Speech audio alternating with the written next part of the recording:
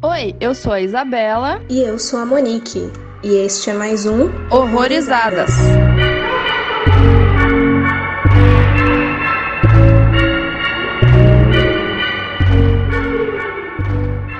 Sejam bem-vindos a mais um episódio aqui no Horrorizadas. E hoje, a pedidos dos nossos ouvintes, vamos falar sobre a Ghost Story, que foi traduzido aqui para o Brasil como Sombras da Vida. E para falar com a gente, tá aqui um conhecido de muitos tempos de internet, Márcio Santos. Tudo bom, Márcio? Tudo bom com vocês? Como é que vocês estão? Tudo ótimo. Muito bom. Quer falar um pouco dos seus projetos, sobre quem você é? Meu nome é Márcio, né? Eu sou jornalista, eu sou cinéfilo desde que eu me conheço por gente, assim, acho que praticamente cresci vendo filme e continuo até hoje vendo pelo menos um filme por dia. E nesse momento eu tenho 3 projetos que eu trabalho, né? Eu tenho uma coluna no site Curitiba de Graça, que é aqui em Curitiba, né? Na cidade onde eu moro, né? E eu tenho uma coluna também a cada 2 semanas no portal Realidade Fantástica, onde a gente sempre fala dos aspectos psicológicos, existenciais e fantásticos, né? De vários filmes. E eu tô com um canal no YouTube também que chama Vamos Falar de Filmes, né? Então essas são as minhas 3 faixas de atuação nesse momento que eu tô fazendo. Ótimo. No Facebook eu vivia pegando dica de filme seu. E no Facebook todo dia a gente vai lá e coloca um filminho.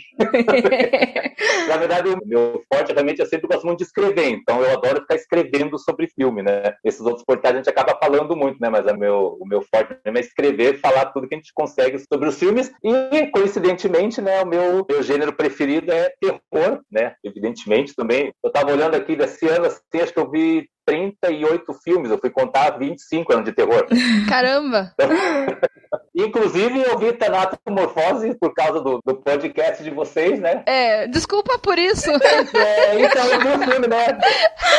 Que eu até escrevi no Facebook, assim, aquele filme assim que você, como cinéfilo, você tem que ver depois que você vê, você se pergunta por que você viu.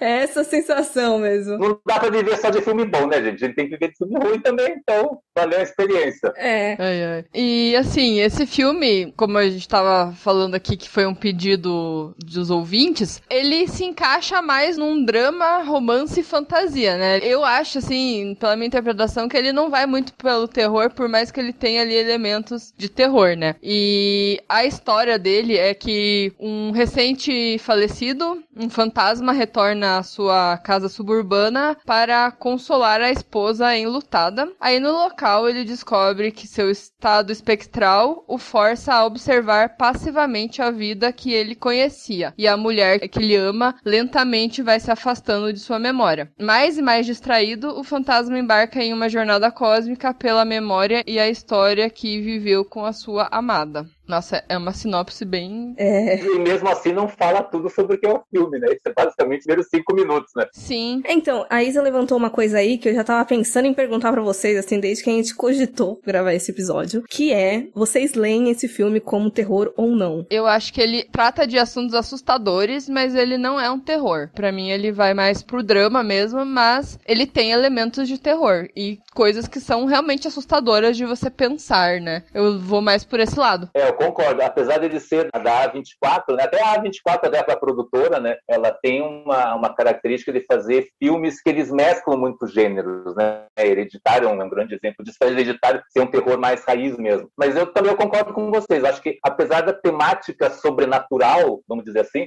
ele não é um filme de terror. Eu acho que existe um terror intrínseco ali na situação do personagem em si. Mas é um drama existencial puro ali, né? Realmente é de relações, é de sentimentos, é de situações, mas ele não tem elementos mais específicos do gênero. Eu colocaria ele como drama, não colocaria ele como terror também, não. Sim. Ultimamente, pra falar a verdade, desde que a gente começou com o podcast, eu tenho me questionado muito sobre o que eu considero terror. Eu tô numa fase agora que eu reduzo, não necessariamente reduzir, mas que eu classifico filmes em que, metaforicamente ou não, estejam trabalhando o medo da morte. E eu acho que, na essência, esse filme é muito sobre isso, apesar de eu sentir uma relutância muito, muito, muito grande do diretor de querer se assumir como um filme de gênero. Então ele acaba indo ali mais pra fantasia, assim, do que se assumir terror mesmo. Essa é a minha leitura, assim, geral sobre ele, por enquanto. Eu vejo que o próprio visual que ele cria pro fantasma, né, eu acho que já estabelece muito que ele não tá buscando um terror, como eu falei, como a gente já falou, um terror clássico, ele tá indo muito mais no lúdico, muito no infantil, né, o visual do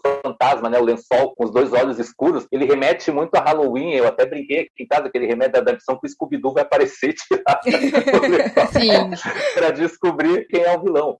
Então, realmente, eu vejo o filme como uma fantasia, ele é extremamente metafórico, né? Ele é muito simbólico, trabalha diversos temas, mas realmente, acho que o terror puro em si estaria em terceiro lugar ali no objetivo que o David Lowery teve quando ele resolveu fazer esse filme. Você falando do fantasma, é uma das coisas que eu acho que classifica, não classifica, mas eu acho que o que mostra que o filme talvez não vá tanto pro terror pela escolha da maneira que ele usou o fantasma. Porque eu acho que se fosse um personagem ali, o rosto normal dele ali aparecendo e ele olhando pra ela, eu acho que ia ficar um negócio muito stalker, sabe? E ele optou pela neutralidade que o fantasma mostra. Pode ser qualquer fantasma, não precisaria ser ele. Pode ser qualquer pessoa ali num fantasma, num lençol. E também ele não optou por escolher um efeito ali translúcido pra mostrar o cara também, né? Então eu acho que a escolha do lençol pode remeter a isso mesmo, a um negócio um pouco menos terror e mais fantasia e o drama, né? Porque o filme todo, eu vejo que ele trabalha muito com a questão de memórias, até se a gente olhar o próprio formato do filme, né, que ele é aquele mais quadradinho, com as bordas arredondadas, ele lembra muito Polaroid, ele lembra muito fotos antigas, então eu entendo até que a própria figura do fantasma é muito mais a referência da memória dele do que um personagem em si. Óbvio, evidentemente no decorrer do filme você descobre que realmente ele é um personagem ali, mas o visual dele, ele me passa muito a ideia de que aquilo lá simplesmente é uma referência para a memória,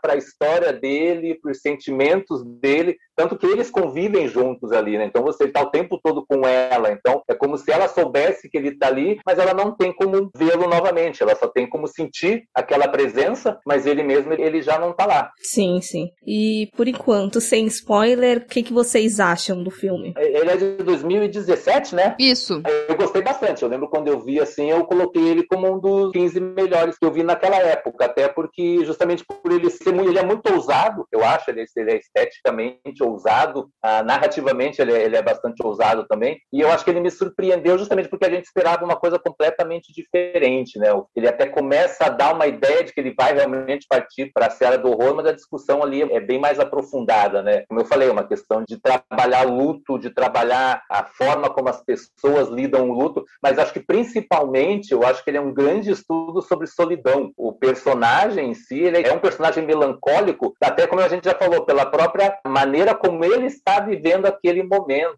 Ele é um personagem que ele está ali sem contato com ninguém, sem poder falar com ninguém, sem poder interagir com ninguém. É uma eternidade de solidão, que, como eu falei, eu acho que esse é o terror que traz pra gente, que é você imaginar um personagem que vai estar a sua vida inteira sem poder entrar em contato com a pessoa que ele ama. Então, a forma como ele achou para discutir esse tema, né? E o David Lowery, eu acho que ele é um grande cineasta, né? Eu gosto muito do filme anterior dele, que também era com a Mara e com o Affleck. Até o Pete, o Dragão, eu acho bacaninha também, mas é completamente contra o formato, o gênero que ele trabalha, mas eu acho que é um grande filme por isso. Acho que por discutir isso de maneira bem contundente, principalmente pela ousadia. Eu acho que a ousadia narrativa e estética dele, eu acho que é maravilhosa.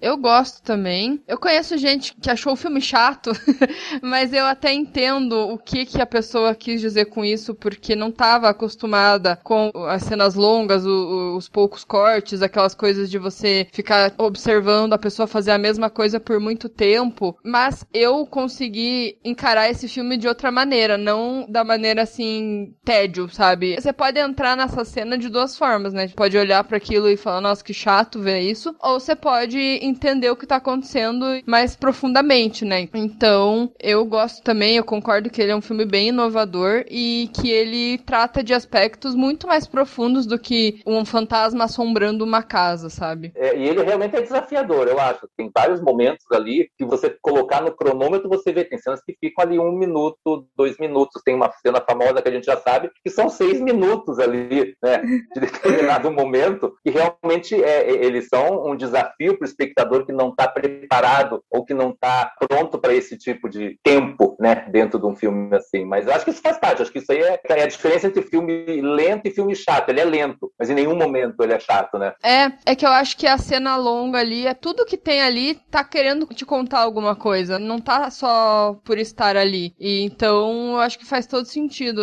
porque é muito silêncio esse filme, né? Mas ao mesmo tempo ele te conta muita coisa. Sim, eu vou ser bem sincera de que a primeira vez que eu vi, eu não gostei dele. Eu acho que eu tava com uma expectativa de terror, não é nem questão pela lentidão, não é nem questão pela ausência de diálogo. Eu não sei se eu fui induzida errado ou se de alguma forma me venderam como terror. Então eu tava com as expectativas bem diferentes. Não estava preparada pro que eu ia ver. Vendo agora, eu acho que eu admiro mais ele por algumas questões talvez técnicas, por mais que eu não conheça muito dessa parte, mas ao mesmo tempo tem alguns discursos ali que eu tô com uma certa intolerância ultimamente. Mas eu acho que a gente vai discorrer mais pra frente na área de spoilers. Mas eu fico nesse sentimento ambíguo quanto a ele, o que, querendo ou não, é uma coisa interessante de se causar.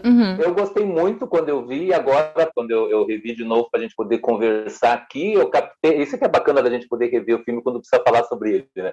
Que a gente acaba pegando vários pontos que pra mim tinham passado batidos, assim, que agora eu consegui entender bem melhor, e o filme, na verdade, ele cresceu pra mim. Então, acho que eu tinha dado, sei lá, 4,5 de 5. Hoje em dia eu daria um 5 de 5 com certeza. Porque pra mim o filme, os defeitos que eu vi no filme, os poucos defeitos que eu vi no filme na época, pra mim eles não existem mais. Eu acho que é um filme perfeito no que ele se propõe e perfeito na maneira como ele conta essa história.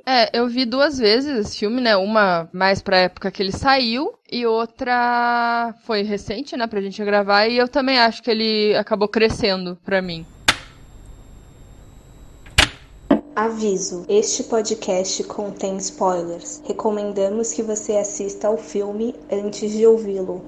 E uma coisa aí que a Isa levantou sobre a questão das cenas demoradas, sem diálogo, e que a gente acaba lendo coisa que nem tá ali. Uma coisa que eu descobri, que eu não fazia a mínima ideia, mas existe um termo chamado efeito Kuleshov, que no caso ele se refere a uma montagem de imagens demonstrando um rosto sem expressões que ele intercala com imagens que têm algum significado pro espectador. Então a gente vai lendo aquela imagem dando significado pra aquilo, sendo que ele não tava passando nada de fato. E eu acho que o filme inteiro é assim. Pode ser. Isso. Só para dar uma contextualizada, de repente, para quem não sabe exatamente o que era esse efeito, né? Esse efeito era o seguinte: teve um teórico russo, lá em meados de 1920, que ele justamente estava testando, né, os princípios da montagem, e um deles era justamente isso, né, que era esse efeito Kuleshov, que era o quê? Ele pegou um ator e ele filmou o cara completamente sem expressão nenhuma, nada, assim, zero, né? E aí ele intercalou com 3 outros planos. Então, um dos planos era ele, e logo em seguida você tinha um prato de sopa. No segundo plano era ele e tinha uma criança morta num caixão. E no terceiro tinha uma mulher se insinuando. E ele passou essa justaposição de cenas para 3 públicos diferentes. E cada um deles, quando eles foram questionados, eles viram uma coisa diferente. O primeiro vídeo, eles diziam: nossa, é que o cara nitidamente tá morrendo de fome. Dá pra ver que o cara tá com fome. Aí no segundo é a mesma coisa. Não, o cara obviamente ele tá triste, ele tá ressentido por conta da morte da criança. E no terceiro todo mundo via o cara ali meio horny por conta da imagem da mulher. Então, essa técnica é justamente isso, ou seja, a questão de que o espectador, né, ele cria uma compreensão, né, ele cria uma percepção a partir dessa montagem. E até dando uma pesquisada em torno desse filme, muitas pessoas falam isso, que nesse filme é o melhor exemplo, assim, é o efeito Kuleshov levado ao extremo. Até vocês comentaram, poderia ter o próprio Affleck ali na cena, mas aí você veria as expressões dele. Então, quando a gente tem o fantasma interagindo ali sem expressão nenhuma, ele é como se ele fosse um quadro em branco, ou seja, tudo você, como espectador, você estabelece a sensação, ou seja, toda a emoção da cena se dá pela percepção e pela projeção do espectador. Quem vê ele olhando ela em luto, a pessoa pode achar o quê? Ah, ele tá triste, ele tá com raiva, ele tá com ressentimento, ele tá com pena. Isso é que é muito bacana, né? Ou seja, o espectador, ele vai criando a sensação, a percepção de acordo com o que ele vai imaginar, porque na prática, o personagem em si não faz nada.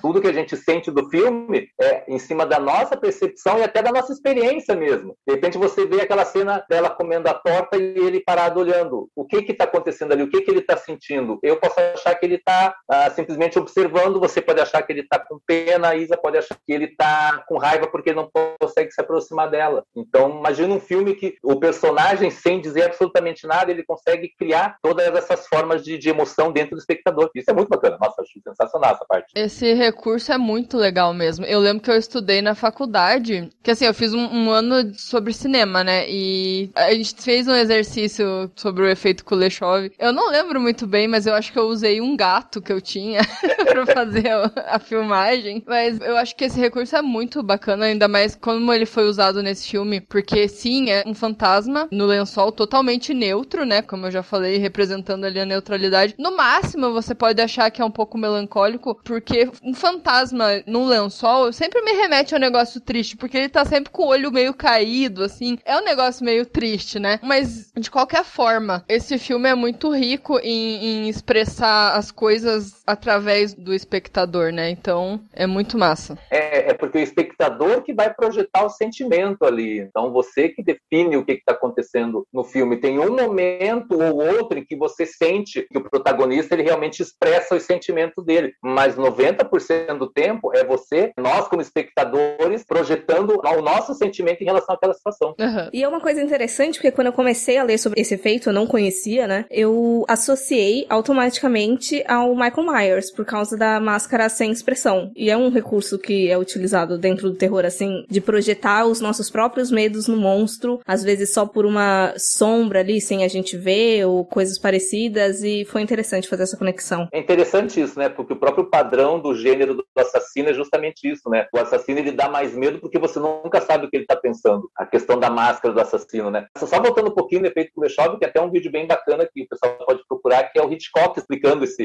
efeito. Ele fez um exemplo com ele mesmo. Então, tipo, ele tá sério e ele intercala com uma cena de uma mãe com uma criança e ele começa a rir. E daí ele fala, ó, aqui, por exemplo, você tem um velhinho simpático, um velhinho engraçado. E daí ele pega a mesma cena de novo. Ele com a mesma cara, bota uma mulher de biquíni e coloca ele sorrindo. Daí ele fala, ó, e aqui você tem um velho babou. Uhum. Ou seja, você não mudou nem a cena inicial, nem a cena final. Você mudou o meio. E só aquele meio ali dá um sentido completamente diferente para aquela cena. Sim, sim. Vou tentar lembrar de colocar o link aí nas descrições pra vocês verem. E uma coisa que me chamou a atenção bastante dessa segunda vez que eu vi é a questão da percepção de tempo, porque a humanidade de maneira geral, a gente enxerga o tempo como uma medida linear, né? Uma coisa cronológica ali, indo pra frente, sempre em linha reta. Eu fiquei viajando assim, se existir vida após a morte, eu acho que o conceito de tempo vai por água abaixo, assim. Ele tá ali vivenciando as coisas de uma maneira mais cíclica e não mais linear do jeito que a gente vive. Ou então, tipo, coisas que parecem que demoram muito tempo pra eles são segundos, coisas desse tipo. E foi algo que me chamou bastante atenção, que eu acho que eu não tinha reparado da primeira vez. Sim. É o que diz até no slogan desse filme, tudo é questão de tempo, né? E o tempo é uma coisa muito importante nesse filme, porque a gente realmente não sabe quanto tempo ele tá ali olhando as coisas acontecendo, se aquilo realmente passou em um segundo pra ele, ou se só pra gente foi essa sensação de que passou rápido, mas a mensagem em si é que o tempo realmente passa rápido, né? A gente, uma hora tá fazendo isso, daqui a pouco a gente não tá mais. Até a própria casa ali, você mora ali e você chama aquele lugar de lar, daqui a pouco outra pessoa pode morar ali e ter um outro significado totalmente diferente. Então, eu acho que esse filme tem uma grande mensagem a respeito do tempo. Eu vejo que o diretor ele tem uma percepção meio bem própria de tempo no filme, né? Porque ao mesmo tempo que você acha que o filme é lento, por exemplo, tem a cena da torta que dura 5 minutos, tem várias cenas que duram vários minutos ali, mas de uma hora para outra você passa décadas em poucos segundos. Então a noção de tempo,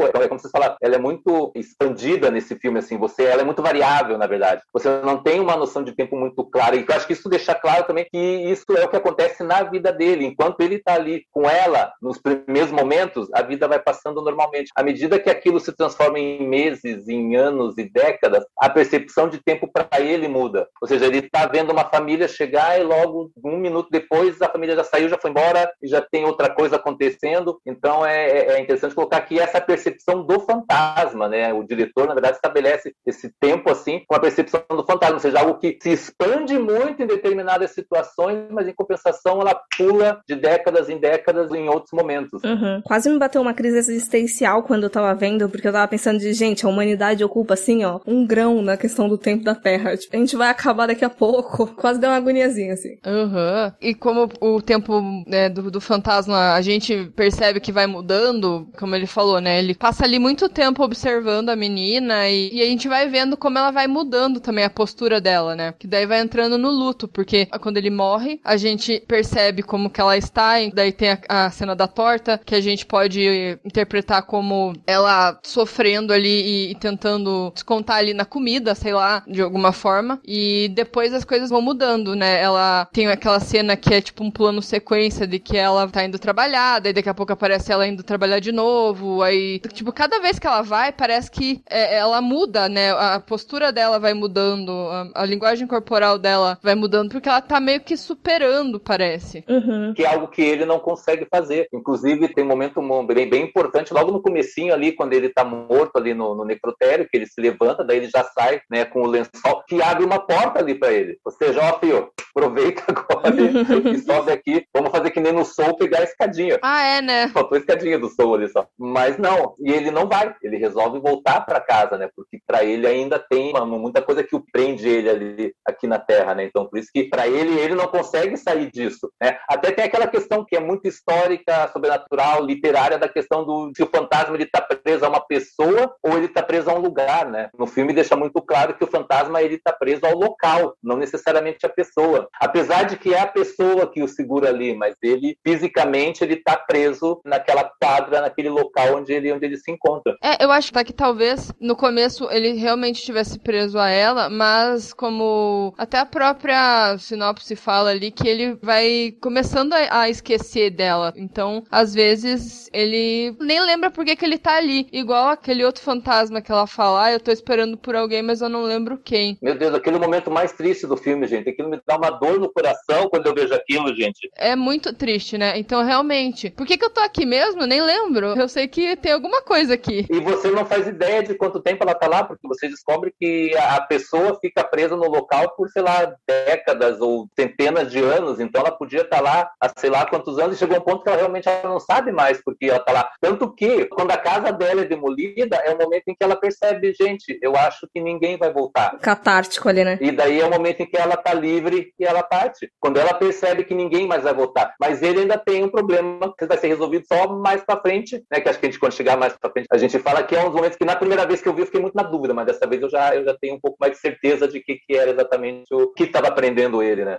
Vocês estavam falando dele estar preso ao local ou a ela, eu lia muito mais sobre ele estar preso à memória mesmo, porque tem até uma conversa deles antes da morte, né, de que eles estão cogitando mudar de casa, mas ele tá relutante porque ele gosta dali, ele gosta dos momentos em que eles viveram. Isso ficou muito marcado pra mim, dele tá tentando recuperar ou, sei lá, emular novamente o sentimento que ele tinha ali, as emoções e tudo mais. Eu até lembrei de algo que eu li há muito tempo atrás sobre a gente suavizar e ter recordações mais felizes do que as ruins. Isso justificava até a questão de tanta gente achar que a ditadura foi um momento bom, sabe? Porque até por uma questão traumática, suprimia as coisas ruins e ficava só com as coisas boas, assim, com os resultados positivos, por mais que não tivessem muitos. Mas eu tava lendo muito mais com ele preso a esse sentimento, não necessariamente a ela ou ao local em si. Eu acho que pode até ser um conjunto de coisas, mas a parte de estar preso a ela, realmente, a gente vê que depois não é realmente isso, né? Mas ele é tão preso ao local, e assim, pareceu até irônico, porque até a morte dele é ali, né? Ele morre até perto da casa dele. Ele morre do lado ali, né? É muito doido isso, porque realmente ele tá muito preso àquele lugar que até na hora de morrer, o cara morreu ali, do lado da casa dele. Eu acho que você falou uma coisa que é correta, assim, não é necessariamente a ela, mas é a memória, e a memória dela é algo que isso é ressaltado desde a primeira frase do filme, justamente toda a questão do papelzinho na parede, né? Quando ela fala que antes dela sair das várias casas que ela habitou, que eu acho que isso também é uma coisa que não fica claro, mas a gente acaba deduzindo que ela era uma pessoa desprendida em relação às coisas. Logo no comecinho, nos primeiros 3, 4 minutos do filme, você vê ela jogando fora um baú antigo, ou seja, ela não se prendia muito às coisas, enquanto ele já era um cara muito mais preso do que ela, ele estava reticente em sair de casa. Então, eu acho que é justamente isso.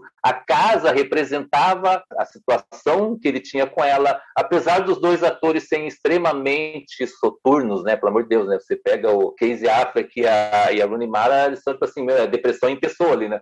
Total. Você percebe, você sabe que havia uma relação de amor entre os dois, obviamente, aquela coisa, tinham discussões aqui e ali, mas havia uma relação de amor entre os dois. Acho que tem uma cena, logo um pouquinho antes dele morrer, né? Que os dois estão deitados na cama e eles estão abraçados, e a cena fica parada ali por praticamente 1 minuto, mostrando, olha, essa relação que os dois têm, isso é o que vale. Então é justamente isso, ele fica preso a essa relação, a essa memória, e a questão do bilhete é justamente isso. O que tinha no bilhete? Ela mesma dizia que ela deixava o bilhete escondido porque sabia que quando ela voltasse ia ter um pedaço dela esperando ali. E o que ela colocava no bilhete? As memórias das coisas boas que aconteceram na casa. Então, às vezes, me parece que ele estava muito preso a não saber mais se o que ele viveu com ela tinha sido bom ou não, e ele precisava confirmar isso.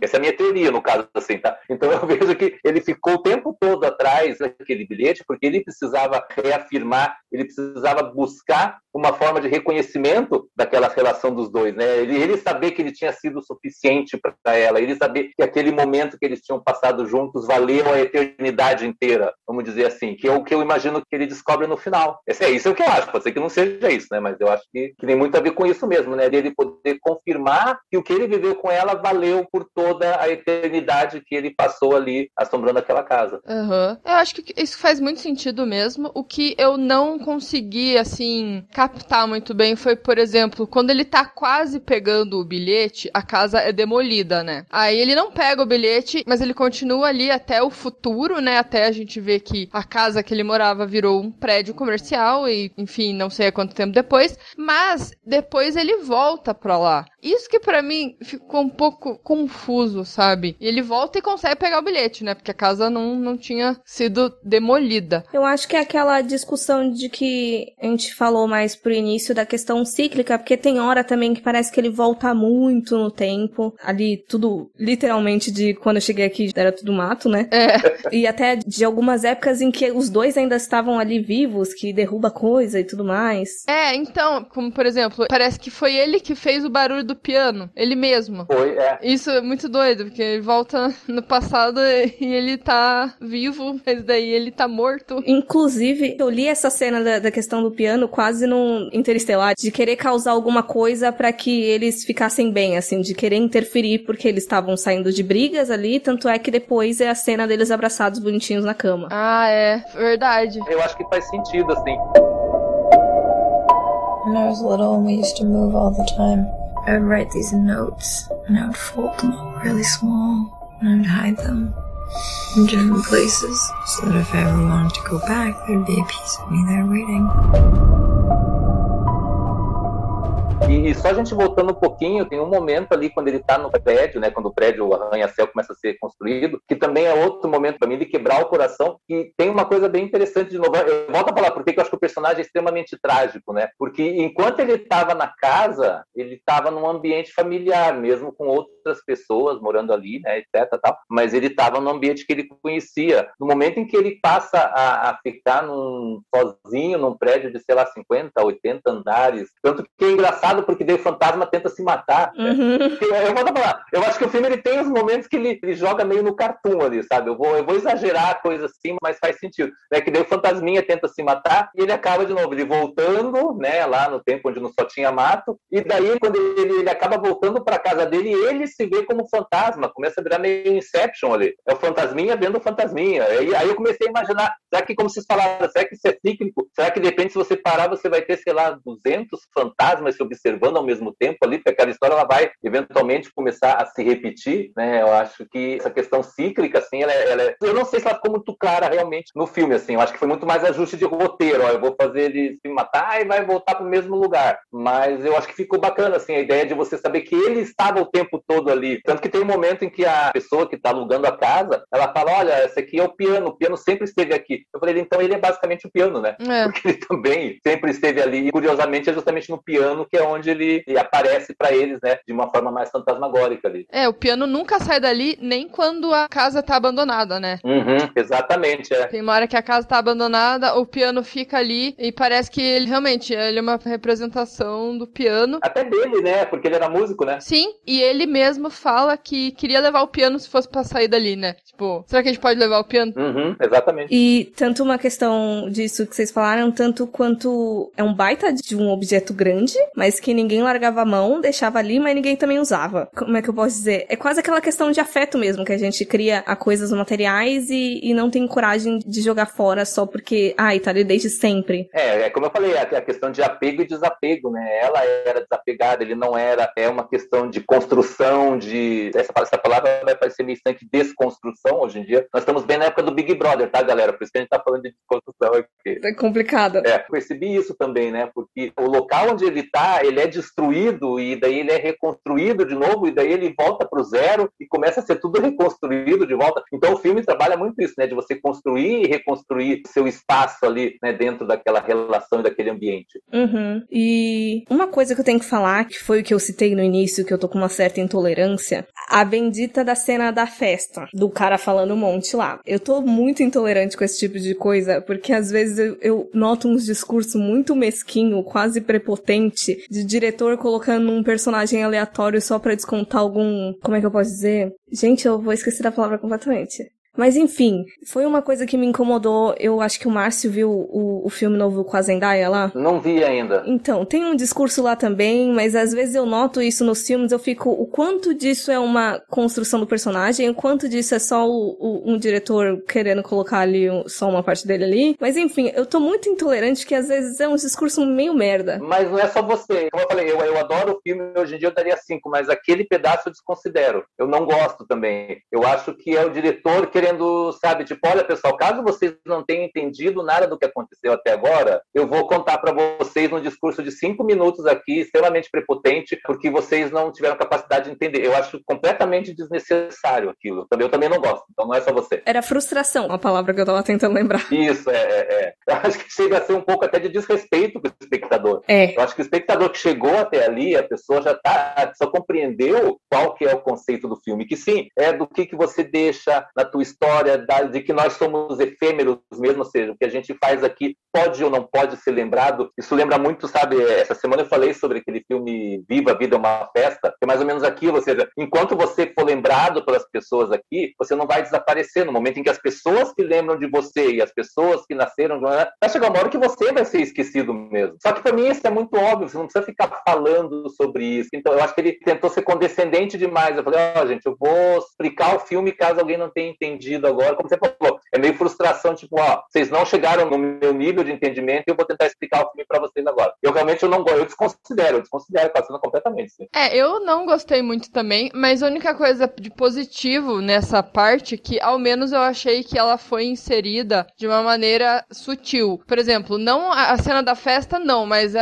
o diálogo. Mas um monólogo, né, na verdade, né? Que começou ali com o diálogo, daí ele começou a falar, só que isso eu achei que foi inserido sutilmente, não foi tipo o cara numa festa só falando isso, sabe? E começou já falando, sabe? Então isso ao menos eu não achei ruim, mas eu concordo que essa parte realmente amigo, já a gente tá entendendo. É difícil. Da primeira vez eu já não gostei, nessa segunda vez eu continuo achando ela irrelevante, assim. Eu confesso que essa foi uma das poucas partes do filme, quer dizer, acho que a única parte do filme que me desfocou a atenção, sabe? Onde tem mais diálogo. Pois olha como é que é, né? Tipo, às vezes a gente... É o contrário, né? Às vezes a gente acaba desfocando porque tá muito silêncio e, a gente pensa que nada está acontecendo. Mas não, no meu caso foi ao contrário. Tava rolando música, tava rolando tudo, aqueles paranauê todo, e o cara falando, e eu, puta merda, tá. Legal. Não, e pior é que eu acho, só aquele pedaço ali tem mais diálogo do que o filme inteiro. Tem.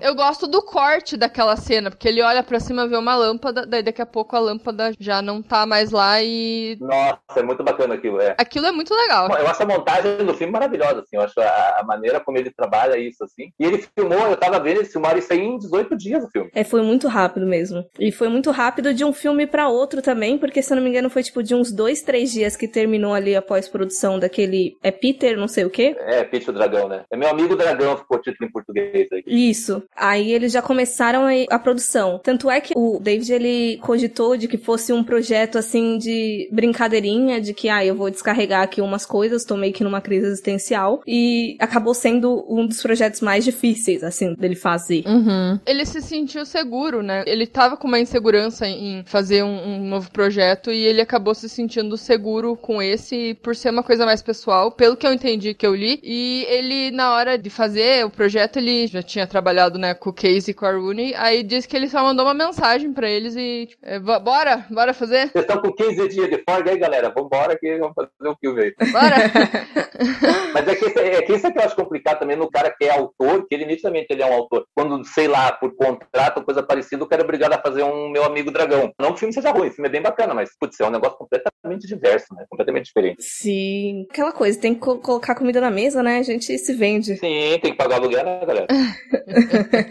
Eu ia perguntar uma coisa pra vocês. O que vocês entendem daquelas luzes que apareciam o tempo todo? Aquele holográfico, assim? É, que volta e meia aparecia as luzes, ele olhava pro teto, via luzes. Logo na primeira cena, né, ele tá olhando pro teto, daí aparece a luz, abre pro universo, volta. Eu consegui entender só na última cena do filme, porque parece que a luz remete a um outro fantasma, uma presença de algum outro fantasma que tava ali. Por exemplo, quando ele some, ele lê o papelzinho e some, a luz continua ali, sabe? Então eu entendi mais ou menos isso. Eu acho que eu leio no rolê cíclico de que dele pode ter alcançado ali, saído daquele limbo, ter virado energia, digamos assim, e aí ele vai estar sempre ali naquele ambiente, por mais que ele já não esteja preso necessariamente. Não sei se eu me fiz entender. É uma memória. Isso, é isso que eu queria trazer. Porque, de novo, me lembrou de novo um pouco do Hereditário, né? Que a gente tinha a presença do mal, ela era traduzida meio pelas luzes, né? Lembra que as luzes iam e voltavam no corredor, mas eu acho que é muito disso, né? Justamente são as recordações, as reminiscências. Mas tem uma coisa bem no comecinho, eu dei uma viajada assim hoje quando eu vi o filme, assim, bem no comecinho, assim, que é aquela primeira cena que ele vê aquela luz e daqui a pouco a cena abre para uma cena de universo, né? E daí o filme volta. E eu me lembrei de uma coisa muito assim. Tudo que a gente vê de estrelas que a gente está olhando ali são luzes de estrelas que já deixaram de existir. O que a gente está vendo são as memórias dessas estrelas. Assim, estrela que está, sei lá, 1 milhão de anos-luz, 2 milhões, 500 mil anos-luz, elas podem ter desaparecido, já não tem, sabe, elas já morreram e a gente continua vendo elas aqui. Então, acho que isso tem muito a ver com o próprio conceito da história, né? Das pessoas que deixaram de existir, mas que elas ainda fazem parte da nossa memória. Então, eu meio que relacionei muito a questão dessas luzes justamente isso, né? Das memórias que ainda ficam com a gente mesmo depois que a gente se vai. Uhum. Eu tava tentando lembrar, eu lembrava da palavra em inglês de glimpse, e eu tava tentando lembrar o equivalente em português. É tipo um vislumbre, mas ele também tem uma conotação de brilho, assim, de um lapso. Eu acho que é uma palavra que define bem. Uhum. Sim. Então, lá no começo, né, que foi falado que o filme, ele tem esse formato mais quadrado, né, remetendo a fotos antigas, porque geralmente uma foto dura muito mais do que a pessoa ou o objeto que tá nessa foto, né. Então, eu acho que quis também representar, tipo, uma eternidade, sabe? Algo que nunca vai acabar mesmo, por mais que seja construído ali outro prédio, outro não sei o que, o fantasma tá eternizado, ou memória, enfim, as coisas estão ali. Por mais que quem tá ali não saiba, né? Tipo, sei lá, eu vou me mudar pra uma casa, mas eu não tenho a menor ideia quem morou ali. Mas tem algo ali. Uhum. E normalmente em filme de terror, quando você vai morar na casa de alguém, com certeza rolou um assassinato, né? Então, Uma coisa que eu acho legal de foto é que, ao menos eu, vendo foto da minha infância, eu acho que eu construo memória em cima das fotos e não necessariamente que eu lembre daqueles fatos. Eu acho que isso é uma coisa interessante. Uhum. E só falando do formatinho, de novo, tem 2 pontos que eu até anotei aqui também. Eu acho que a gente já comentou, que é a questão de ser um elemento claustrofóbico mesmo, né? Ele me lembrou muito aquele Mom do Xavier Dolan, né? Eu amo esse filme. Que eles também estão nesse ambiente quadradinho, e aí tem um momento em que ele abre, mas aí eles voltam novamente pro... Aquele franco-canadense lá? É. Mom, acho que é. Mami, tá, sei. Gosto. Bom também. E eu acho que também tem a própria questão do tédio, da falta de expectativa. O filme, ele trabalha muito com isso, né? Tanto que a questão da repetência dela indo e saindo de casa o tempo todo, ele estando ali o tempo todo. Eu vejo a própria questão da porta torta ali, por exemplo, quando ela fica aquele tempo comendo a torta, pra mim, de novo, é uma das percepções entre todas que a gente pode ter. Mas eu vejo assim que, cara, eu tô no luto, meu marido morreu e, eu vou me afogar nessa torta aqui o resto da vida. Se ela pudesse, ela ia passar o resto da vida comendo aquela torta, porque é a falta de expectativa dela, né? É o desejo, sei lá, de engolir a dor dela, engolir aquela torta e ela não parar, ela explodir, ela não parar nunca mais com aquilo. Ela sentia alguma coisa, né? Exatamente. Enquanto ela estava morta por dentro, ele estava realmente morto, né? Essa cena em específico da torta, eu li em alguma entrevista do diretor que ele colocou muito de um livro que ele leu, que agora vai me fugir completamente da memória, mas que era uma mulher que tinha perdido o marido e tal, e ela comentava sobre atividades comuns serem completamente difíceis, assim, mais do que você lidar com o resto das questões do luto, do que, sei lá, tipo, ter que resolver todo o paranauê de enterro. Mas as questões de comer, por exemplo, tudo parecia uma eternidade, assim, porque a pessoa que você gostava não tava mais ali. E eu também leio como um momento muito único de, não desistência, mas tipo, eu tô sozinha, eu posso, tipo, me afogar aqui. Já era, assim, posso sentar no chão e enfiar a cara na torta que tá tudo bem. Exatamente, né? É uma forma de tentar criar algum tipo de sentimento para quem não tem mais nada. Uma coisa que vocês comentaram agora sobre a questão da foto, vocês criar uma história, só uma parte aqui que é bem interessante, tem um documentário da Netflix que chama Diga Quem Sou, que é mais ou menos o seguinte, vou contar bem rapidinho a história assim, só pra gente poder contextualizar. São 2 gêmeos e um deles sofre um acidente quando tem 18 anos, ele apaga completamente a memória dele de 18 anos para trás e a única coisa que ele lembra é do irmão. E o irmão conta toda a história do irmão que perdeu a memória a partir das fotos. Ou seja, ele também é um quadro em branco e ele vai tendo a história dele contada através das fotos. E alguns anos depois, ele vai descobrir que, na verdade, a história que o irmão contou para ele por meio das fotos estava cheia de várias omissões bem graves ali no meio, né? Ele vai descobrir isso depois. Então, é interessante essa questão de que a gente cria a nossa memória a partir das fotos que a gente tem, né? E, de repente, você pode estar criando uma memória que, às vezes, não existiu, mas que ela é bonita só no visual mesmo. Exato. Uma verdade que não é bem uma verdade, né? Você cria a sua nova verdade. Esse documentário é muito tenso. O ouvinte que vai assistir mas vai com calma e preparado, porque é complicado. Eu não vi. É pesado, Mas quando você tá falando da torta, tem muito a ver também com ela querer sentir alguma coisa, mas ao mesmo tempo ela não tá sentindo nada, porque ela não tá comendo aquela torta porque ela tá gostosa. Ela simplesmente tá colocando na boca ali, tentando preencher, literalmente, um vazio. O vazio existencial. Né? É muito ruim ver, não porque é uma cena longa, mas porque não parece que tá bom aquilo, sabe? Você não fica com vontade de comer. É incômodo. Tanto que ela termina de comer, ela vai vomitar depois, né? Tanto é que assim, não quiseram nem focar direito na comida, porque não era pra passar a sensação de que, nossa, que delícia, quero também. Não, é porque é pra mostrar mesmo todo o sentimento, os diversos mix de sentimentos ali que estavam rolando com ela, né? Que a gente pode interpretar de várias formas. E o próprio fantasma olhando todo o tempo também, a gente pode tentar ler de outras formas o que ele tava pensando ali, se é que ele tava pensando. É muito doido, porque às vezes você pensa, o que de fato ele tava pensando? Será que ele tava pensando? Né? É muito estranho. Eu acho que isso é maravilhoso do filme, né? Voltando para a ideia do efeito Kuleshov, você não sabe o que ele tá pensando, o que você transporta, você projeta ali nele, né? Tem um momento que eu comentei, né, que ele realmente mostra que ele tá chateado, é quando tem aquela família latina, né? Que ali é interessante porque ele se incomoda também pelo fato de ser uma família com filhos, é algo que ele sabe que ele nunca mais vai poder ter com ela. Tanto que, por exemplo, ele não faz a mesma coisa com o grupo de intelectuais que vão morar depois, né? Ele faz com que, quando tem uma família com crianças e o grupo de intelectuais talvez desafie ele um pouco, ele acaba deixando ficarem ali, mas fora isso, realmente, 90% do filme você não sabe o que ele tá pensando, né? E sabe o que eu achei engraçado da festa? Que você falou dele não ter feito a mesma coisa com os intelectuais ali. Eu tinha lido que sim, por causa do corte da luz. Eu achei que de repente ele começasse um poltergeist ali, de estourar a lâmpada e não sei o quê.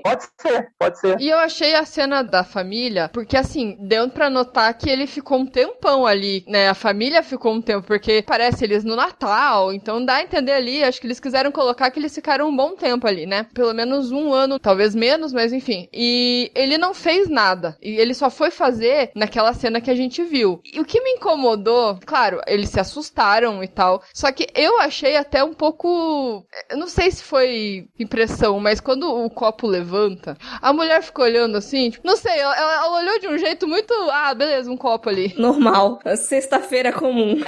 Quem nunca, né? Quem nunca viu um copo levantando sozinho assim? Isso me incomodou um pouco, porque eu achei um pouco tranquilo, assim, algumas reações. E tinha um detalhe interessante que o garotinho via ele, né? Ele via, é verdade. Entra até, às vezes, numa questão espírita mesmo, de que crianças têm uma conexão mais tênue, assim, com o sobrenatural, até porque não passou tanto tempo desde que elas, entre aspas, reencarnaram, digamos assim. Interessante isso, né? Sim, é verdade. Eu até ouvi falar já que amigos imaginários, na verdade, são espíritos que conversam com as crianças. Pode ser.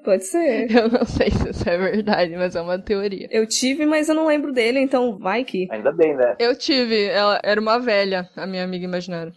Tá, certo. Ela não contava nenhuma história assim pra você? Eu não lembro dela conversando comigo. Eu lembro das coisas que a minha mãe me fala. A minha mãe falava que eu vivia, entre aspas, matando ela, falando que ela tava doente, que ela tinha morrido. Gente! Eu falava, ela tá com câncer. Na verdade, ela tinha mesmo, né? Assim, né?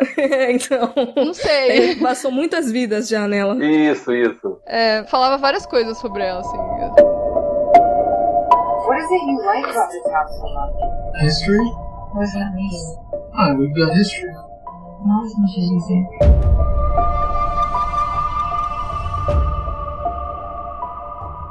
Então, vamos aí para as conclusões finais. Queria saber se a conversa, por algum motivo, melhorou ou piorou o filme. Qual é o possível veredito sobre A Ghost Story? Eu acho que não, de maneira alguma piorou. Acho que, como eu falei, acho que pra mim continua sendo um grande filme, tirando aquela ceninha que todo mundo aqui acaba realmente concordando que não acrescenta nada. Mas, eu volto a falar, eu acho que ele é um filme que ele discute temas muito fortes, né, em relação à pessoa, né. Ele é uma metáfora, ele é uma analogia, ele é uma simbologia. Então eu acho que ele não fala de fantasma, ele usa o fantasma para trazer essa discussão, mas é um filme que ele fala da relação das pessoas, né? Até a questão das pessoas que realmente, de novo, são tratadas como fantasmas, né? E às vezes você tem pessoas que falam para você que vivem com famílias, vivem com amigos, mas se sentem solitárias. Ele é um filme sobre solidão, né? Eu acho que a solidão ela é muito mais forte do que qualquer coisa, né? O filme fala sobre as pessoas que de repente são fantasmas em vida, que vivem uma vida monótona, que vivem um marasmo, que vivem uma monotonia, uma solidão, que elas não conseguem sair disso, né? Eu acho que o filme, ele retrata tudo isso, desde o formato, desde o tom, desde a fotografia, que é tudo sépia, né? Ela tem um tom meio sépia na fotografia, que também já é para dar um peso de uma coisa mais sem graça, mais sem vida. Nostálgica. Então eu acho que ele tem essa questão realmente de discutir, e acho que é a solidão, porque para mim o personagem do Casey Affleck, o fantasminha camarada, ele realmente, ele é o suprassumo da solidão. Ele é um cara que ele passou a maior parte da existência dele sozinho, esperando um momento para que ele pudesse ou reencontrar a amada dele, ou que ele realmente pudesse, como eu falei, reafirmar o sentimento que ele tem para que ele pudesse sair dali. Eu acho que ele é extremamente melancólico, eu acho que ele é um filme que não é para qualquer um mesmo, acho que você, de repente, quem for assistir pode achar chato, pode achar lento, etc. Mas ele é um filme que ele discute muitos temas com bastante propriedade. Nesse ponto eu acho ele excelente, assim. Eu gosto muito, gosto bastante desse filme. Eu acho que toda vez que a gente conversa sobre algum filme, ele acaba agregando, ele acaba acrescentando positivamente. Já aconteceu da gente fazer uma pessoa não gostar do filme depois que assistiu, né? Mas assim, geralmente é o contrário, né? Geralmente a gente acaba sempre gostando mais e acaba percebendo coisas que não percebeu antes por conta do olhar de outras pessoas, né? No caso do bilhete que você falou, eu não tinha me ligado muito sobre a questão dele tentar descobrir o que tinha no bilhete pra se libertar, mas aquela interpretação que você fez realmente faz todo sentido. E esse personagem, ele é muito apegado a tudo, até depois que ele morre, né? Ele continua ali firme e forte no lugar, então, né, esse filme tem muito isso mesmo. E ele é um filme que depende muito do telespectador, como você falou também, que não é pra todo mundo, mas eu acho que vai muito da pessoa, do que ela tá disposta disposta a sentir, a entender, a encarar. Ela tem que tentar entender que não é um filme que vai te proporcionar sustos e tudo mais, porque ele não é um filme, né, de terror. Embora teve uma cena que a primeira vez que eu assisti eu me assustei, porque eles do nada passam um negócio de demolir casa. Bem na hora que ele tá tentando tirar o papelzinho da parede, passa um bagulho. Brrr. Aí eu confesso que eu me assustei. Eu me assustei nessa parte na primeira vez que eu vi. Mas enfim, não é o propósito assustar, enfim, mas eu acho que, como eu falei, é um filme que trata de questões que, se você começar a pensar, elas realmente são assustadoras e pode até trabalhar um pouco o terror no próprio personagem, né, nos próprios personagens, e acho que vale a pena dar uma chance, sim, mesmo que ele possa ser muito lento e as pessoas realmente não têm muita paciência, né, para filmes lentos, no geral, né. E eu acho que isso é até uma característica da própria A24, né, se você for pegar a lista de filmes deles, eles sempre trazem filmes que não são o que o espectador espera, mesmo dentro dos filmes de terror, né, Hereditário, Midsommar, O Farol, são filmes que não são exatamente aquilo que você espera, são filmes que realmente todos eles desafiam o espectador de uma maneira ou outra, né, por mais que você goste ou desgoste de Midsommar, sabe, você não tem como dizer que não é um filme que ele vai numa linha que não é aquela esperada pelo público, são filmes que sempre tem aquele quê de ousadia muito bacana, por isso que eu gosto muito dos filmes desse estúdio. Eu acho que às vezes também ele é vendido errado, né, isso acontece muito, né. Isso é o que mais acontece, né. Então, às vezes a pessoa assiste realmente achando que é uma história de terror e porque foi vendida dessa maneira, e às vezes não é culpa da pessoa, né. Me incluo nessa categoria em referente a Ghost Story, mas eu acho que ele é um filme muito interessante sobre projeção, como vocês já falaram, do espectador ali sentir o que ele tá sentindo mesmo, de ser uma comprovação ali de alguma forma da situação em que ele esteja. Se você, querido ouvinte, passou por algum processo de perda, seja de um ente querido, seja de um relacionamento, seja de algum bem material que você perdeu, esse filme vai se conectar bastante, vai ser bem fácil, assim, de se relacionar, mas tem que ir com isso na cabeça de que ele tem uma monotonia, ele emula bastante essa questão, esse sentimento. É proposital essa monotonia, não é uma coisa que, tipo, o filme não, é proposital isso mesmo. Uhum. E um ponto que eu acho muito importante da gente levantar nesse filme é que o Casey Affleck, ele tá com um lençol grande parte do filme, porque eu não aguento a cara desse homem. Então, não ter que ver ele durante 1h30 foi um ponto positivo pra mim. É foda depois dos ocorridos. Gosto muito dele como ator, mas realmente o fato dele poder ficar um tempo todo no filme com o lençol ajudou bastante também. Eu confesso que eu vi esse filme com o Casey Affleck e um filme de comédia meio pastelão, então eu não conheço muito o trabalho dele como ator em si. E como nesse filme, né, muito da interpretação dele dependeu de um lençol, foi interessante. E também, né, ele tá oficialmente cancelado agora, né, então, ultimamente. Não, justamente por isso, né. Eu até comentei aqui, eu vou ver um filme do Casey Affleck, mas não se preocupe, ele tá com o lençol o tempo todo, então não precisa ficar olhando pra ele. E futuros projetos de terror do David Lowery é da A24 também, que é o The Green Knight, que vai ser sobre um conto do Sir Gawain e o Cavaleiro Verde, uma adaptação. Estou curiosa, mais por ser da A24 do que ser pelo diretor, tenho que confessar, mas pra gente ficar de olho aí. Eu acho que sai esse ano. Era pra sair no passado, né, mas não rolou, né. Eu vi o trailer, eu achei assim, eu falei, nossa, isso vai ser bom, gente. Não, e eu acho que só pelo elenco já vale a pena, né, você tem o Dev Patel, a Alicia Vikander, o Joe Edgerton, o Sean Harris, faz o Rei Arthur, né. Eu imagino de novo, eu imagino um filme bem fantasioso, bem metafórico, assim, que não vai seguir aquela linha que a gente tá esperando de Rei Arthur e Cavaleiro da Távola Redonda. Eu até espero que não seja mesmo, né, eu quero que ele vá numa linha bem ousada como ele tem feito nos outros filmes dele. Eu tô esperando uma vibe tipo o último Macbeth que teve. Eu tô sentindo que vai ser parecido. Não tenho certeza. Eu não sei o que esperar, mas eu confesso que o hype tá um pouco elevado. Não queria, mas... ele me pareceu muito teatral, assim, né? Aquela coisa de poucos cenários, né? Não sei, eu acho que eu vou falar, os filmes da A24, você pode não gostar de todos eles, né? Mas eles sempre têm aquele quesinho que, tipo, putz, eu acho que isso vai ser bacana. No mínimo vai ser diferente, que eu acho que já é uma grande vantagem, não vai ser igual a tudo que a gente vê por aí, né?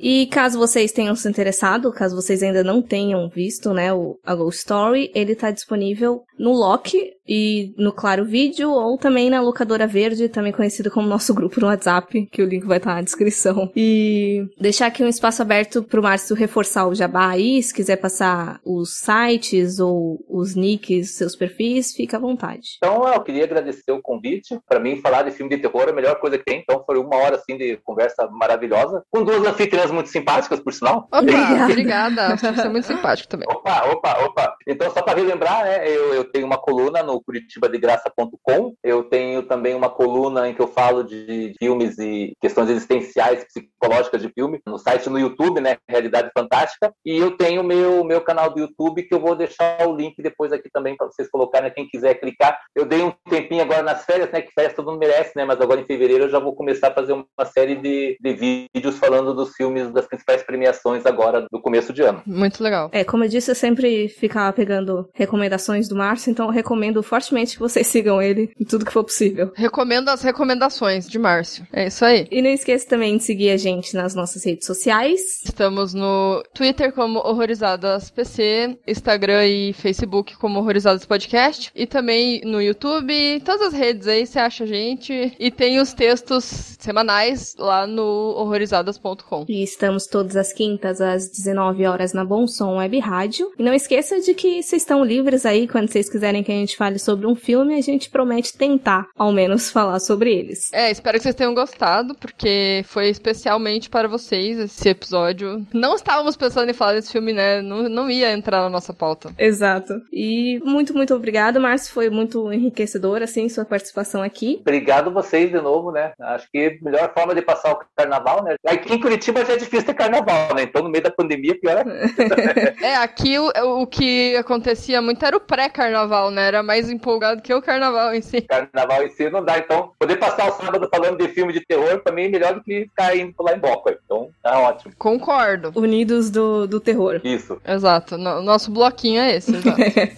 E é isso, pessoal. Até a próxima e tchau, tchau. Valeu, pessoal. Tchau, tchau. Tchau, galera. Até mais.